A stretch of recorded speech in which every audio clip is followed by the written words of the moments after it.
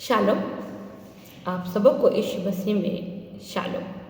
दोस्तों, मनुष्य इस दुनिया में जब आता है तो बंद मुट्ठी लेके आता है, क्योंकि उसके माँ के गर्भ में बहुत कम जगह होती है। लेकिन जब इस दुनिया में आता है तो ये संसार बहुत बड़ा है। तो उस बंद मुट्ठी में जो अपनी किस्मत लेके आता है, उस किस्मत से वो इस संसार में कुछ भी बन सकता है। वो डोनाल्ड ट्रंप बन सकता है। आपने देखा होगा कि बहुत से ऐसे न्यूज़ आते हैं, इसमें कोई व्यक्ति कुछ नहीं था और अचानक कुछ हो गया। तो आप इस किस्मत से कुछ भी इस संसार में बन सकते हो। आप करोड़पति बन सकते हो, आप अरबपति बन सकते हो, मुकेश अंबानी बन सकते हो, कुछ भी आप बन सकते हो अपनी किस्मत से, क्योंकि संसार बहुत बड़ा है आपके अचीवमेंट के लिए। लेकिन साथ ही साथ इसी संसार में परमेश्वर कहते हैं कि स्वर्ग और नरक दोनों भी मैंने तुम्हारे सामने रखे हैं, जीवन और मृत्यु दोनों भी चॉइस मैंने तुम्हारे सामने रखा है, तो तुम खुद ही चुन लो।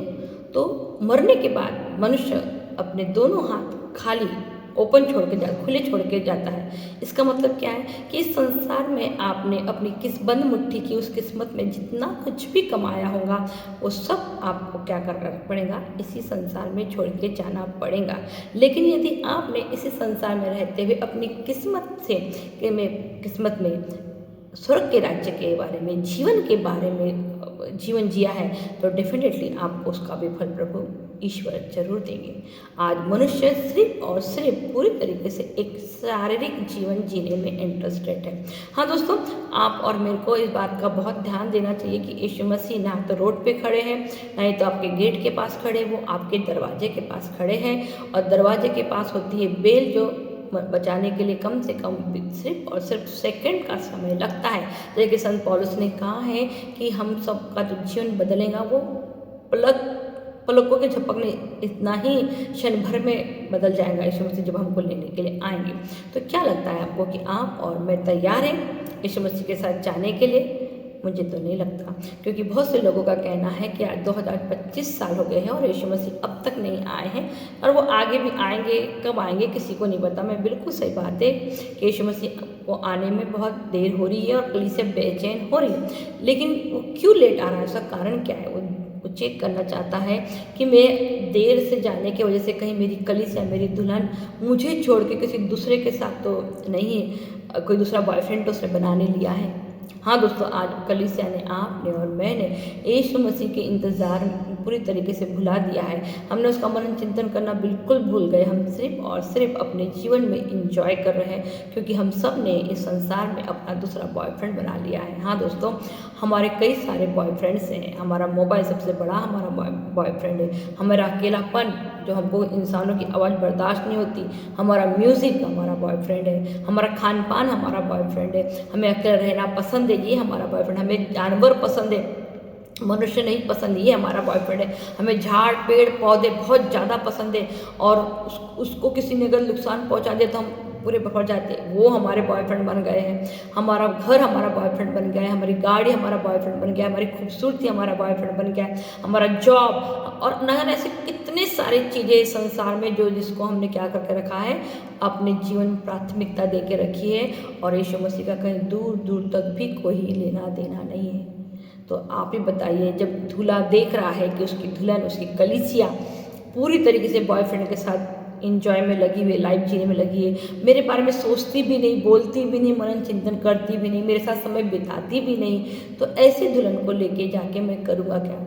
अगर दोस्तों यीशु मसीह आए और आपको और मुझे लेके चले भी गए, तो दोस्तों आप और मैं उस राज्य में फिट नहीं हो पाएंगे। क्यों? क्योंकि हमारा मन तो इसी राज्य में लगा है। हमने उस राज्य के जीवन के बारे में कभी कोई कल्पना की ही नहीं है। हम उस राज्य के बारे में कुछ जानते ही नहीं है। तो आप ही बताइए, क्या उस राज्य में आप और मैं फिट होंगे? जैसे कि हम जानते हैं, हम इंडिया में रहते हैं, और इंडिया में जब भी गवर्नमेंट कोई भी रूल निकालता है, उसे पट पूरा करते हैं। क्यों? दो डर से, एक क्यों कि गवर्नमेंट की हमको फैसिलिटी मिले, दूसरा हमें गवर्नमेंट की तरफ से कोई चालन हमारे ऊपर ना काटा। जैसे गवर्नमेंट ने बोला मास्क लगाओ मुँह पे कोरोना में, तो हमने लगाया। उसने बोला वैक्सीन लगाओ, तो हमने वैक्सीन लगाया। उसने बोला आधार कार्ड बनाओ, तो बनाया। उसने बोला आधार कार्ड में अपने आँखों की और अपने हाथों की प्रिंट दे दो, तो हमने दे दिया।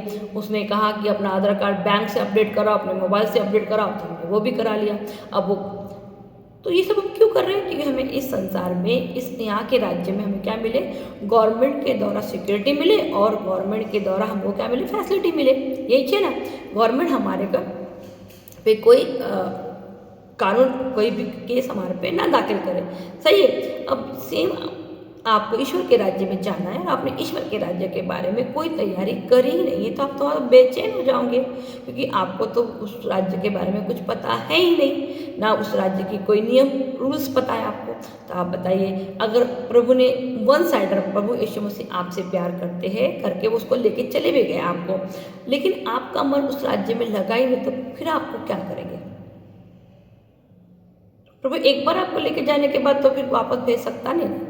हाँ दोस्तों, इसीलिए उसकी मजबूरी है कि वो आपको और मुझे हर दिन एक नया मौका देता है कि हम क्या करें, अपना मन उस राज्य में लगा लें, ताकि जब दूल्हा हमें लेने आए तो हम पूरी तरीके से क्या मिले? तैयार मिले।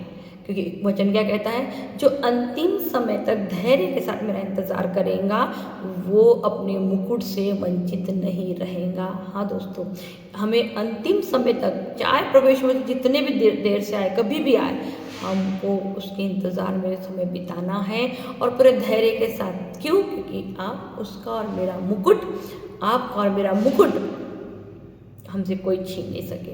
दोस्तों, उस राज्य में जाने की कुछ क्वालिटीज़ है जो आप और मुझे मनन चिंतन करने की ज़रूरत है। उत्पत्ति अध्याय 6 उसका 9 यदि आप पढ़ेंगे तो उसमें आप देखेंगे प्रभु ने नूह के बारे में क्या कहा। उसने कहा, नूह सदाचारी और अपने समय के लोगों में निर्दोष था और ईश्वर के मार्ग पर चलता था। हाँ दोस्तों, 3 क्वालिटीज़ यहाँ पे दिए। आप अगर अय्यूब का ग्रंथ पढ़ोगे तो प्रभु ने अय्यूब के बारे में भी यही कहा है कि अय्यूब क्या है? सदाचारी है, निर्दोष है और ईश्वर क्या? भय मानता है। वहाँ ऐसा लिखा है, यहाँ पे ईश्वर के मार्ग पे चलता है। इब्राहिम के बारे में भी प्रभु ने यही कहा, तू मेरे साथ चल और सिद्ध होता जाए। और यीशु मसीह ने भी पूरे 4 गॉस्पेल में आप पढ़ लीजिए, यही लिखा है कि मैं अपने पिता की इच्छा पूरी करने आया, मैं अपने पिता के साथ चलता हूँ। ऐसा एक क्षण, एक पल भी नहीं रहा जब पिता और पुत्र के बीच में बातें नहीं होती थी। कल काम क्या करना है यीशु को, वो आज ही पिता उसे बताते थे। तभी तो प्रभु व्यक्तियों के नाम ले लेके उन्हें बुलाते थे। प्रभु को कैसे मालूम पड़ा कि मत्ती वहाँ पे है, पतरस वहाँ पर है, वो समारी स्त्री वहाँ पे है? ये सब बातें पिता उनको पहले से ही बताते थे। इसका मतलब क्या है कि यीशु मसीह अपने पिता के साथ हर पल चलते थे। तो दोस्तों, सवाल ये है, यदि आपको और मुझे वाकई में उस राज्य में प्रवेश करना है तो वहाँ के रूल्स के लिए 3 चीज़ें बहुत आवश्यकता है, और वो है सदाचारी, निर्दोष जीवन और ईश्वर का भय। लेकिन आज कलीसिया में तीनों भी क्वालिटीज़ नहीं पाई जाती हैं। आज तीनों भी क्वालिटी से हमारा दूर दूर तक कोई रिश्ता नहीं है। हमारे अंदर ना तो सदाचारी है, ना ही हम एक निर्दोष जीवन जीते और ना ही हम ईश्वर का भय में जीवन जीते। ईश्वर का भय का होने का मतलब यह है कि कुछ भी कार्य करने से पहले, कुछ भी बोलने से पहले, कुछ भी किसी दूसरे के बारे में सोचने से पहले हमें ये तय करना चाहिए पड़ता है कि इससे किसी का नुकसान तो नहीं होगा, पहला। दूसरा, इससे मेरा पिता का नाम ऊंचा उठेगा या नीचा। आज आप और मुझे बहुत बहुत ज़्यादा ज़रूरत है इन सब बातों का मनन चिंतन करने के लिए। हम सब कहीं ना कहीं एक डेली रूटीन लाइफ जीते दोस्तों, जिसमें हमने एक अपनी आजू बाजू में एक सोच बना ही उसी सोच के हिसाब से आप और मैं जीवन जीते हैं। यदि आप और मुझे इब्राहिम के समान, नूह के समान, अय्यूब के समान और एट द लास्ट हमारे मुक्तिदाता यीशु मसीह के समान पिता के पास जाना है, दोस्तों आप और मुझे वो करना पड़ेगा जो पिता के राज्य में वैलिड है। हाँ दोस्तों, जैसा इस संसार में कुछ फ़ायदे, कुछ फैसिलिटी मिलने के लिए हम सरकार की हर बातें मुंडी हिला के, मुंडी नीचा करके पूरा करते हैं, वैसे ही उस संसार में जाने के लिए भी हमें इसी संसार में तैयारी करनी पड़ेगी। वहाँ जाके तो आप तैयारी नहीं कर सकते ना, तैयारी तो आपको इसी संसार में रहते हुए करनी पड़ेगी। दोस्तों, मेरा बात मेरा बोलने का मतलब ये है कि जब मनुष्य किसी भी जगह जाता है तो उसे उस जगह के बारे में डिटेल में जानकारी होना ज़रूरी है, वहाँ के रूल रेगुलेशन जानने की ज़रूरी है। तो ज़रा सोचिए, आप और मैं जब परमेश्वर के राज्य में जाने की बातें करते हैं तो परमेश्वर के राज्य में जाने के लिए जो चीज़ें हमें सबसे पहले ज़रूरत है वो है हमारा सदाचारी होना, हमारा निर्दोष जीवन, और सबसे बड़ी बात हमें ईश्वर के भय में चलना जरूरी है। हाँ, हमारे ऊपर एक भय होना बहुत जरूरी है, जो ये ऐसा भय जो हमें मनमाने जीवन जीने से रोके, हमें अति करने से रोके। आज मनुष्य पूरी तरीके से मनमाना जीवन जी रहा है दोस्तों, से किसी का भय नहीं है, वो किसी से डरता नहीं है कुछ भी करने से पहले, उसे सिर्फ और सिर्फ अपने बारे में और अपने मैं के बारे में। दोस्तों याद रखिए कि पाप की शुरुआत अदन की वाटिका से नहीं हुआ है, पाप की शुरुआत स्वर्ग से शुरू हुआ है, लूसीफर के घमंड से शुरू हुआ है। और लूसीफर को भड़काने के लिए कोई सर्प वहाँ नहीं गया था, कोई फल लूसीफर ने नहीं खाया था, तो फिर वो ने पाप किया कैसे? उसके पाप करने का मेन कारण उसके अपना मैं था। हाँ, मैं बाकी स्वर्गदूतों से अलग हूँ, मैं बाकी स्वर्गदूतों से अलग बनाया गया हूँ, मैं बाकी स्वर्गदूतों से ज़्यादा ज्ञानी हूँ, मैं बाकी स्वर्गदूतों से ज़्यादा पावरफुल हूँ, मुझे मेरे पास मेरी खूबसूरती बाकी स्वर्गदूतों से ज़्यादा है, मेरे हर एक पंख में, मेरे हर एक बनावट में क्या है, अलग विशेषता है। तो उसने अपने आप को क्या किया, बाकियों की तुलना में अपने आप को विशेष अलग समझा, और उसके इसी मैं ने, उसके इसी घमंड ने, और उसको क्या मन में विचार डाल दिया कि मैं भी सिंहासन लगाऊंगा, जैसा सिंहासन पिता का है वैसा ही एक सिंहासन मैं भी पिता के बाजू में लगाऊंगा। और उसके इसी सोचने, इसी घमंड, इसी मैं ने उसे क्या कर दिया दोस्तों, लूसीफर स्वर्गदूत से शैतान लूसीफर बना दिए। आज आप और मेरा भी ये जो सिंहासन है, जो घमंड नाम का सिंहासन है, जो मैं नाम का सिंहासन है, इसको आप और मुझे भी तोड़ने की बहुत ज़रूरत है दोस्तों। यदि आपने और मैंने इस मैं नाम के घमंड को, इस मैं नाम के सिंहासन को नहीं तोड़ा तो दोस्तों कहानी बहुत गड़बड़ है। प्रभु ने अदन की वाटिका में किए गए उस आदम और हेवा के पाप को, या संहिता के विरुद्ध किए गए हर एक पाप के लिए महान बलि यीशु मसीह ने चढ़ा दी है। अब बार बार बलि चढ़ने की नहीं हमारे लिए दोस्तों, लेकिन इस घमंड नाम के लिए आपको और मुझे ही कुछ ना कुछ करना पड़ेगा, आपको और मुझे ही टूटना पड़ेगा। आज हम सब अपनी अपनी गलतियों को स्वीकार करने से ज़्यादा एक दूसरों की गलतियां बताने में इतने ज़्यादा इंटरेस्टेड है, मैं क्या बताऊँ। हर बात पे टिट फॉर टैट वाला जीवन हम जीते हैं। इवन हम जो लेन देन भी करते हैं ना, उनसे करते हैं जो टिट फॉर टैट है। किसी ने आपको एक कटोरी सब्जी दिया तो आप भी उसके उस कटोरी में सब्जी डाल के देते हैं। किसी ने आपको अपने घर के फंक्शन में बुलाया तो आप भी उसी को बुलाते। कोई आप ही के समान पढ़ा लिखा एजुकेट पैसे वाला है तो आप उसी के साथ उठना बैठना करते। लेकिन प्रभु ने क्या बोला लेकिन वचन में, उस प्रभु ने कहा ऐसे लोगों को अपने घर पे खाने के लिए बुलाओ, दावतों के लिए बुलाओ जो तुम्हारे घर पे, जो तुम्हें अपने घर पे कभी नहीं बुला सकते। आज ऐसा दावत हम और आप कभी नहीं करते दोस्तों। हाँ, दाल हम खाना बना के कहीं बांट देते, लेकिन क्या अपने घर में लेके आते हैं?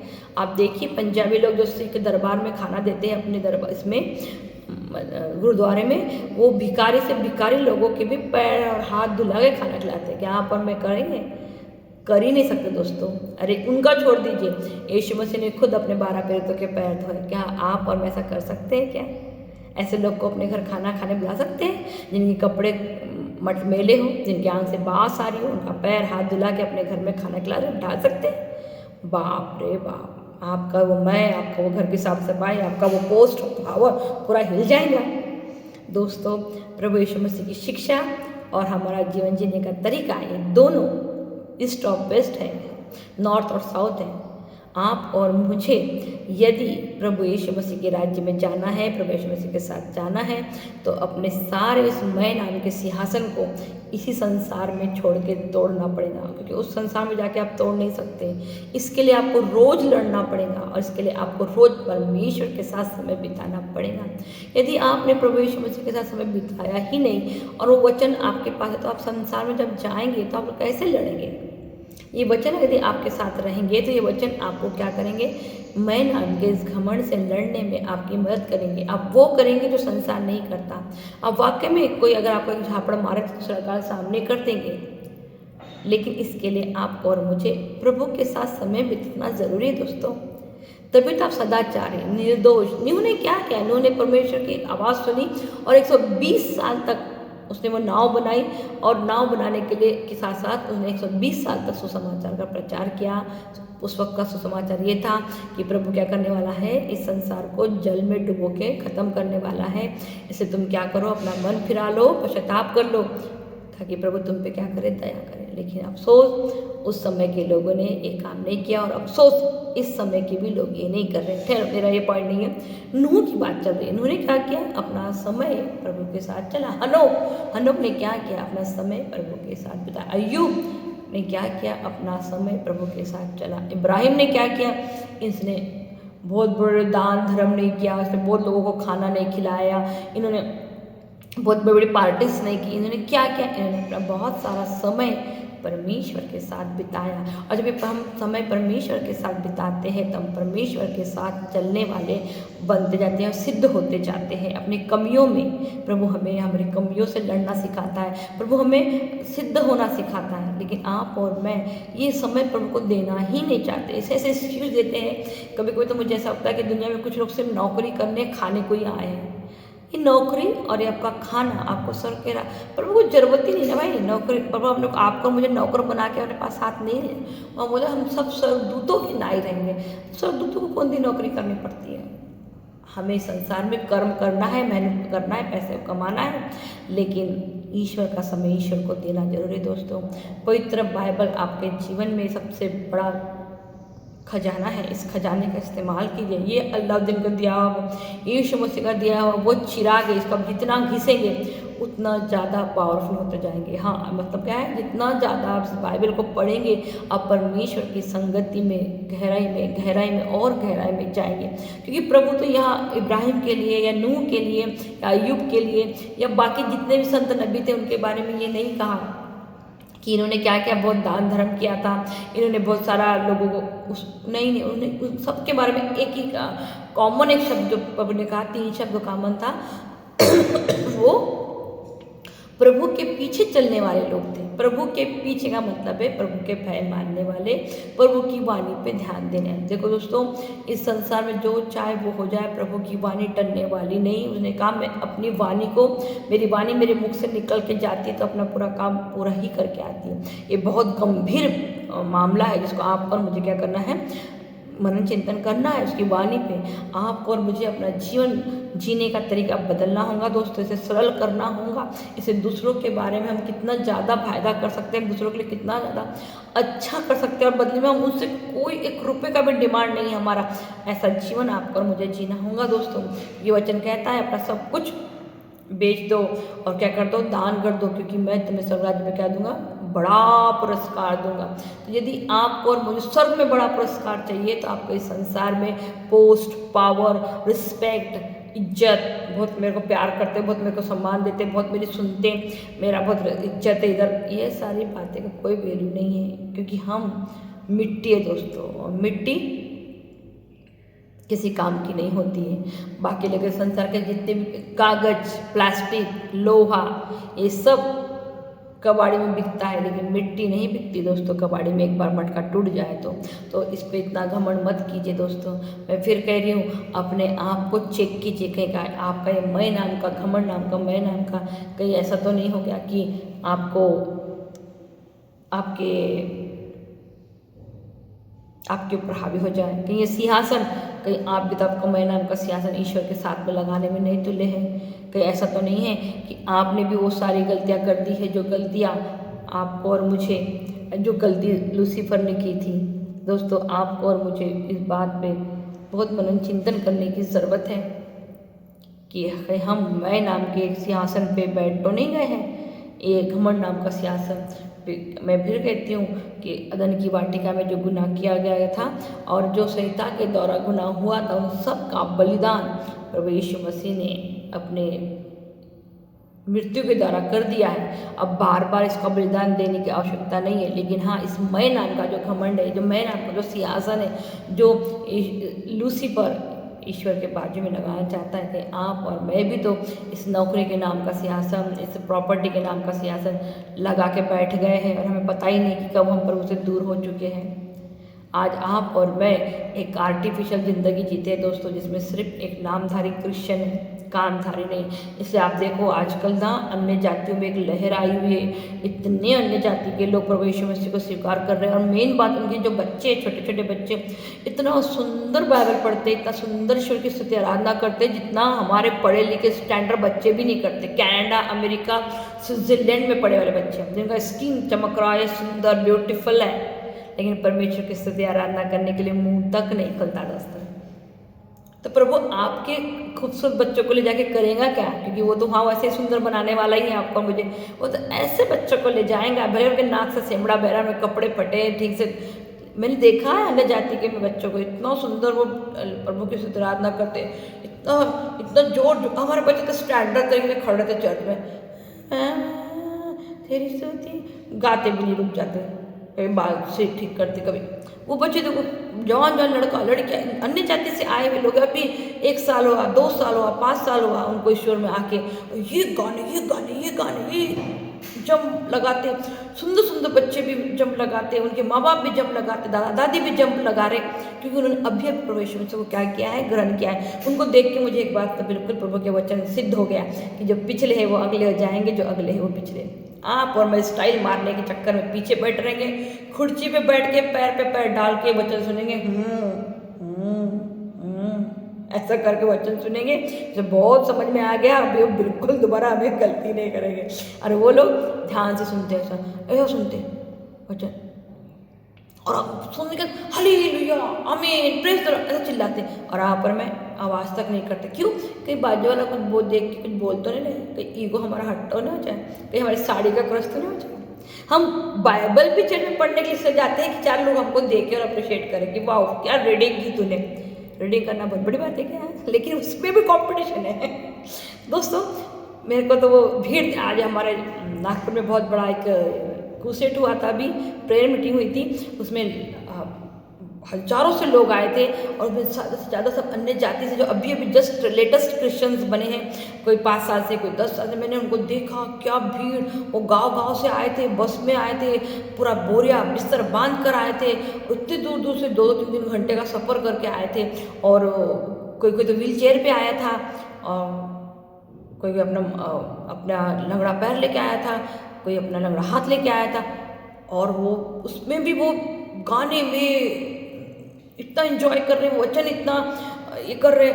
और मेन बात, उनके जो वचन हुआ उन्होंने कहा, यदि आप ईश्वर के वचन को नहीं पढ़ेंगे तो वचन आपके जीवन में काम नहीं करेगा, और यीशु मसीह आपके जीवन में काम नहीं करेगा।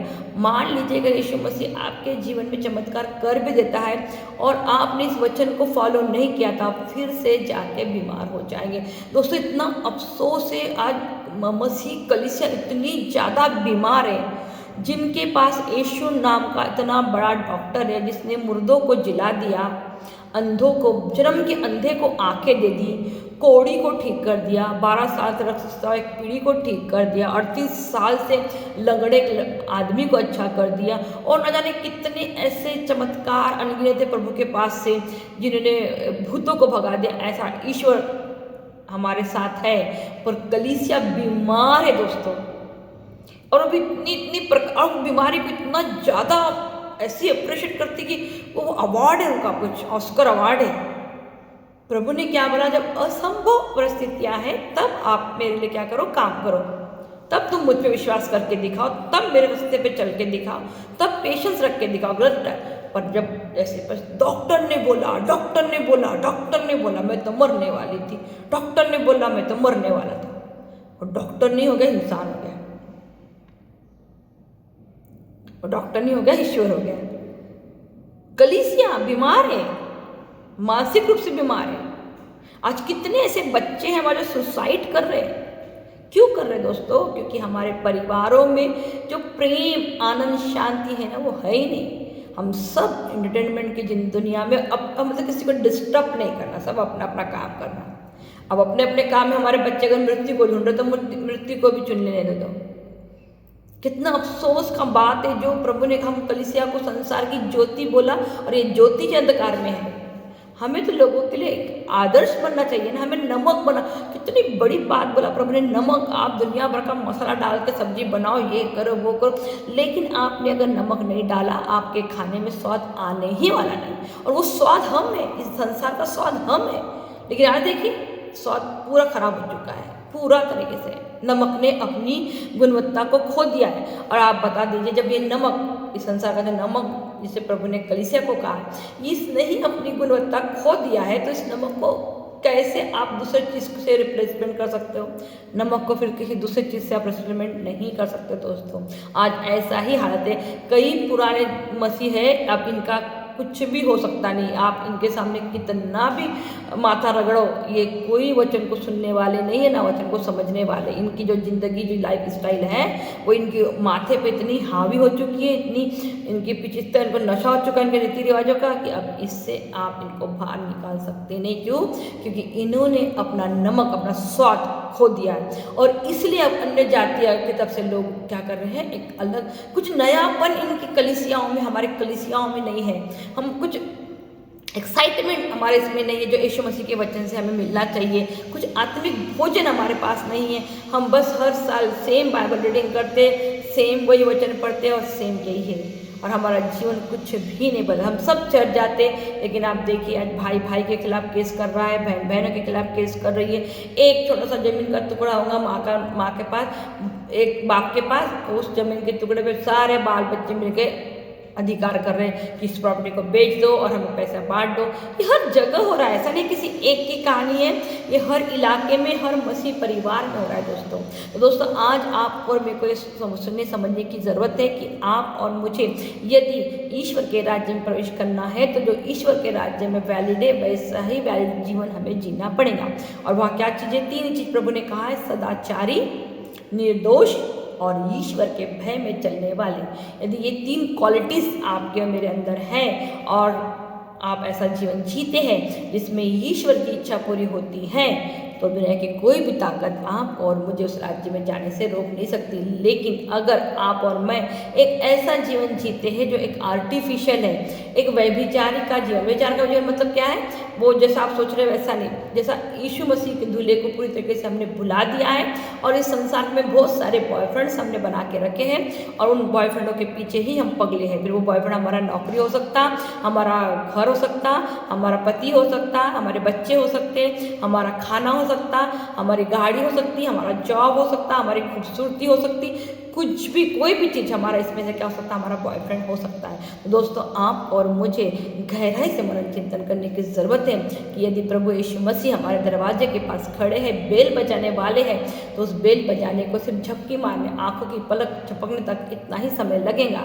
तो क्या आप और मैं तैयार है इस संसार से उस संसार में जाने के लिए, कि अभी भी हमारा मन इसी संसार में लगा हुआ है? दोस्तों मैं उम्मीद करती हूँ कि मेरे इन वीडियो के माध्यम से आप लोग कहीं ना कहीं आत्मिक जीवन में आगे बढ़ रहे होंगे। दोस्तों ये मैं जो बातें आपको बता रही हूँ, मैं आपको बाइबल में प्रभु आपको और मुझे क्या करने को कह रहे हैं मैं ये बता रही हूँ।